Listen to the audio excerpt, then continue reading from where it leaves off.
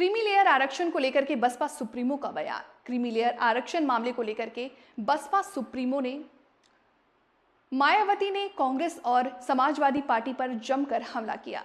Supreme court ने 1 अगस्त को फैसला सुनाया कि राज्यों को अनुसूचित जातियों और अनुसूचित जनजातियों के भीतर क्रीमी लेयर की पहचान करनी चाहिए और उन्हें कोटा लाभों से बाहर रखनी चाहिए।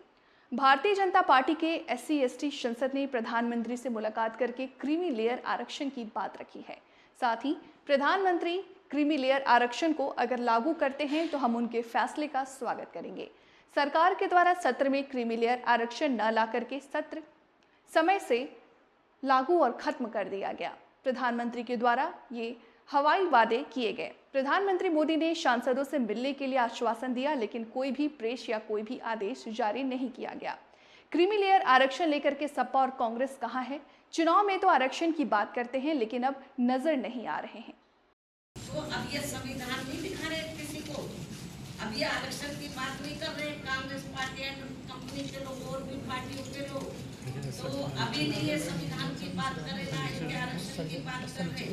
तो इसलिए मेरा यही कहना है इन सभी पार्टियों से, चाहे बीजेपी है कांग्रेस है, केवल आश्वासन देने से बीजेपी के की ओर से आश्वासन आया, माननीय प्रधानमंत्री के द्वारा केवल आश्वासन आया है। आश्वासन से काम नहीं चलेगा। इनको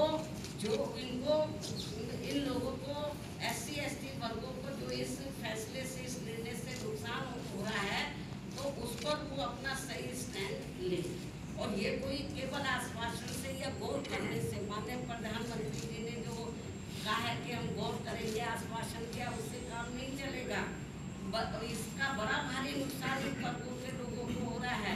बेहतर तो यही होता कि कल जो इन्होंने 2-3 दिन पहले ही संसद के दोनों सत्र जो इन्होंने अनिश्चित काल के लिए स्थगित कर दिए हैं, बेहतर यही होता कि इसको ये अनिश्चित काल की बजाय तो ये थोड़े समय इसको ये नहीं करते, इसको कंटिन्यू रखते और 5-6 दिन के बाद पूरी तैयारी करके तो ये संशोधन विधेयक को ये पार्लियामेंट में इस मामले को लेकर पार्लियामेंट में संशोधन विधेयक ये लाते, लेकिन नहीं लाए। तो इसलिए मेरा माननीय प्रधानमंत्री जी से भी यही कहना है कि यदि आपकी इन वर्गों के मामले में नीयत साफ है तो आप अपने और मामलों में तो समय से पहले हाउस बुला लेते हैं, तो आप कभी भी हाउस बुला सकते हैं, अपनी तैयारी करें। और ये जो 1 अगस्त 2024 को जो माननीय सुप्रीम कोर्ट का निर्णय आया है, तो इस निर्णय को निष्प्रभावी बनाएं, हाउस बुलाएं मतलब, और मालूम भी पड़ जाएगा कि हाउस में सभी दलों का क्या स्टैंड है। और मुझे क्या लगता है कि ये इनको जल्दी करना चाहिए, ये ठीक नहीं है।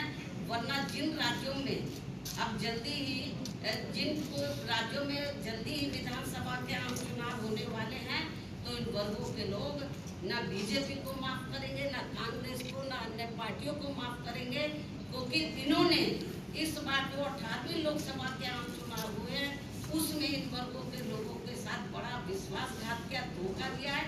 इनको कहा कि हम संविधान बचाएंगे, आरक्षण आपका खत्म हो जाएगा।